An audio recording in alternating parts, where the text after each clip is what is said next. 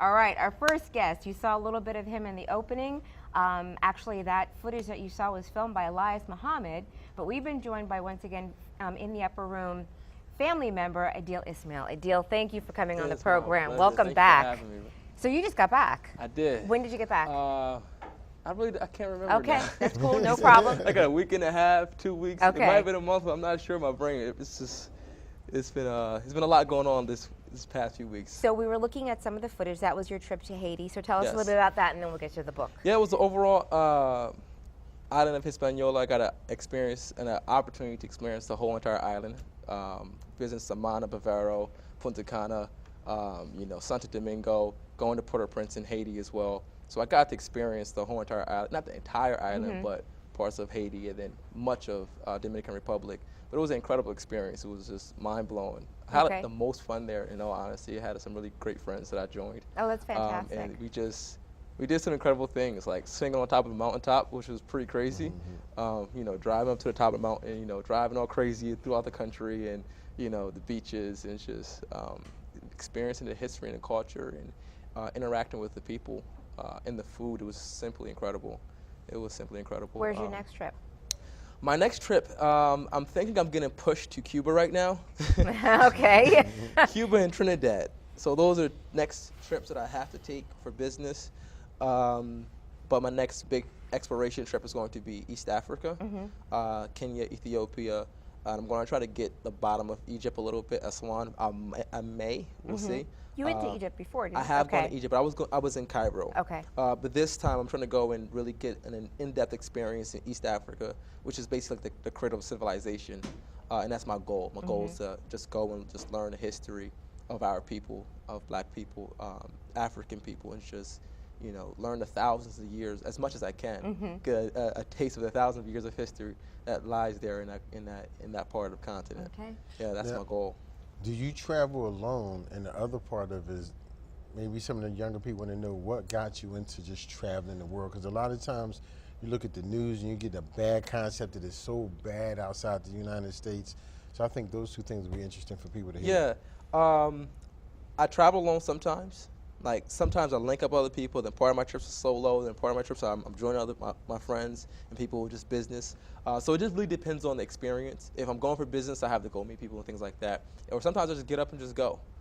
Sometimes I have people to jump on a trip with me or I jump on trips with other people. But it's really hard because people have so many different things going on in their lives. It's hard to get people to come out and go with you. But that's an interesting. The second part of your question is really interesting because I was just speaking about it. When I went to London last year, it's been a year since I've been to London. But it's been a year since that attack that happened in London as well, where a number of people were killed, I believe, when that guy drove his car through a bunch of people, rammed his car. And I remember I was there the next week, that following week, and it was frightening to go to London on that, in an atmosphere where it's so tense, with all the different things that's going on inside the world. But one thing I just say is just don't have any fear and just go. Because if you have fear, you're not going to ever go anywhere. Right. You have a higher chance of something happening right here in our country with all the gun violence we have in our country, So the chance of you getting hurt abroad is very low. You have a higher chance of it happening here. So don't be afraid. Just get out there and go. But you just things happen. It's life. It's the world. It's not a perfect place. But we're all just living and trying to just be happy out here. So. Okay. So yeah. So hopefully this kind of leads into the book, but why do you, in the video clips that we watched that Elias made, in both of them, you're stressing with, the other gentlemen that were in the video, the importance of, not staying where you are. And your focus is on men of color, young men. And so tell us about the book and tell us why it's so important. So Breaking Borders is an inspirational guide to embolden young black men to travel the world.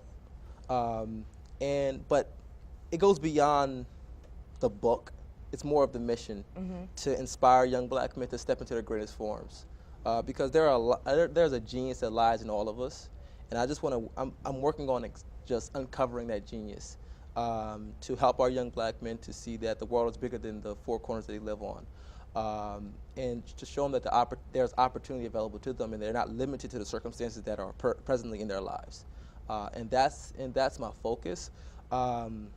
Did you ask why? Yeah. Okay. Why? I'm a young black man. Young black man growing up inside the city of Wilmington, growing up in America. You know, you're limited, you know, with information. You're limited with opportunities. You're limited with all these different things. You know, you don't really see the world. Resources that gives you an opportunity to go see the world. So, you know, through my experience, I saw the need to inspire other young black men to do the same exact thing, to get out and show them that the world is bigger than the four corners they live on, and what's available to them, what's directly available to them, and there's much more available to them as soon as they step outside of that immediate comfort zone. Right. And that's like the message. You have to get outside that comfort zone, however way you can. Where can they get the book at? You can get the book at Breaking Book. I'm confusing what you're Breaking Say it. Barriers. We'll sell it there too. Look. BreakingBordersBook.com. BreakingBordersBook.com. You can find it on there, or on GreatnessTravels.com. There's a pop-up that shows up after being on there. But BreakingBordersBook.com, or if you follow me on Instagram, which is Adil _Ismaaeel, ADIL_ISMAAEEL. You can follow me on Instagram, hit the link in my bio, it'll come right up. You can grab a copy of it. And the beautiful thing about what I'm doing right now with this book here is I'm utilizing it as a catalyst to raise money, raise funds to take 15 young black men to Accra, Ghana. Yeah, so I am taking 50% of the proceeds and I'm basically just dumping it into this experience, and we're raising a certain amount of money to take these young men on this experience. That is amazing. Yeah, so I overheard part of that when you were talking to Chef David a little earlier, but I didn't realize that you were using the proceeds, part of the proceeds from the book. Yeah, and that's the thing. That's the reason I wrote this book, is to help young black men to shift their perspective through travel. So, you know, what I want to do is I wrote the book. I've articulated my thoughts and put it on paper. But I want to actually provide these experiences to young black men as well, and give a few of them an experience that can literally shift their perspective, show them all levels of life.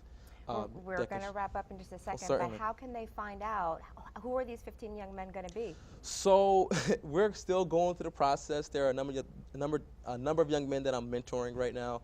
There are a number of different young men that we're also doing a conference, the Breaking Borders conference, that we're going to do in September. So stay tuned for that.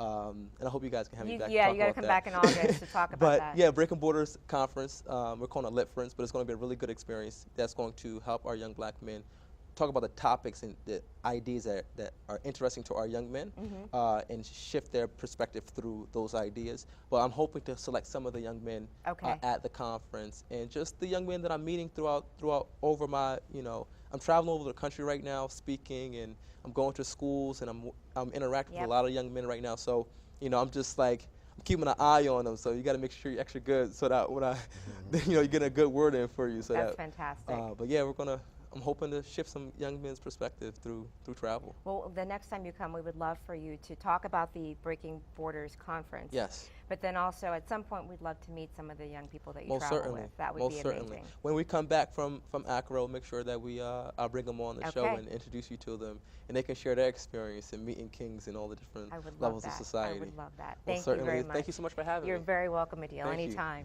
Most certainly.